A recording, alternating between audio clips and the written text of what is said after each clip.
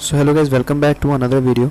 आज हम भारतीय संविधान के दो महत्वपूर्ण संशोधनों के बारे में बात करेंगे। जो आपका 42वां संशोधन हुआ था 1976 में, उसमें क्या क्या किया गया था पहले हम उसको देखते हैं। कि जो 42वें संशोधन 1976 में हुआ था, इससे लघु संविधान मिनी कॉन्स्टिट्यूशन की संज्ञा प्रदान की गई थी।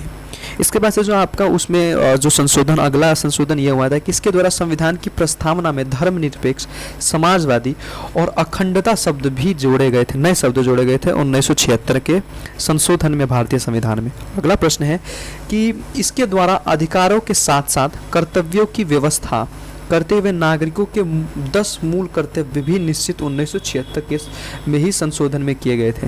ये इंपॉर्टेंट है। अगला प्रश्न है, मतलब इसी से अगला जो संशोधन किया गया था कि लोकसभा तथा विधानसभाओं के कार्यकाल में 1 वर्ष की वृद्धि की गई थी। 1 वर्ष की वृद्धि भी इस 42वें संशोधन में की गई थी। अगला संशोधन जो किया गया था कि नीति निर्देशक तत्वों में कुछ नवीन तत्व भी जोड़े गए थे।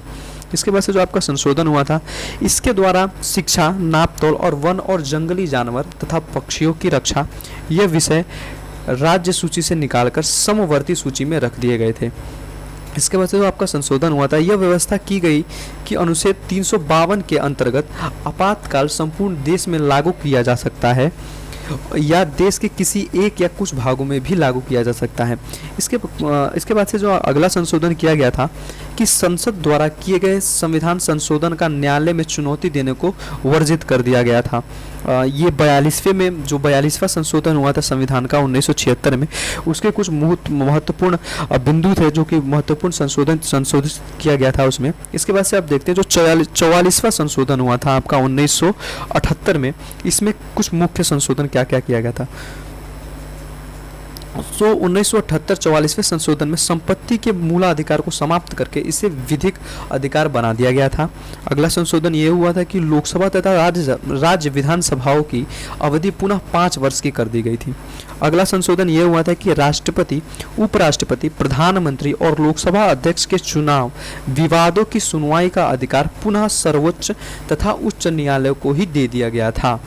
इसके बाद से जो आपका संशोधन किया गया था कि मंत्रिमंडल द्वारा राष्ट्रपति को जो भी परामर्श दिया जाएगा, राष्ट्रपति मंत्रिमंडल को उस पर दोबारा विचार करने के लिए कह सकेंगे। मतलब पुनर्विचार के लिए उनको कहा जा सकता है, मंत्रिमंडल को राष्ट्रपति कह सकते हैं। इसके बाद से अगला कहा गया था कि इसमें पुनर्विचार के बाद मंत्रिमंडल राष्ट्रपति को जो भी परामर्श देगा, राष्ट्रपति उस परामर्श को अनिवार्यत स्वीकार करेंगे। मतलब उनको स्वीकार करने पर प्रतिबंधित कर दिया, मतलब वो स्वीकार ही करेंगे। अगला प्रश्न है, अगला सुसंशोधित किया गया था कि व्यक्ति के जीवन और स्वतंत्रता के अधिकार को शासन के द्वारा आपातकाल में भी स्थगित या सीमित नहीं किया जा सकता था। मतलब अगर आपातकाल लग जाता है तो व्यक्ति के अधिकारों को सीमित नहीं किया जाएगा। तो ये कुछ मुख्य संशोधन जो आपके हुए थे 42वें और 44वें संशोधन में।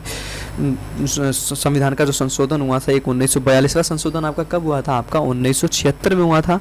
इसके बाद से जो आपका 44वां संशोधन कब हुआ था? वो आपका 1978 में हुआ था। तो ये कुछ मुख्य प्रमुख बिंदुएं थी इस संशोधित में। सो आपको कैसा लगा वीडियो, आप कमेंट सेक्शन में बताइए। मिलते हैं नेक्स्ट वीडियो में, तब तक के लिए स्टे ट्यून्ड।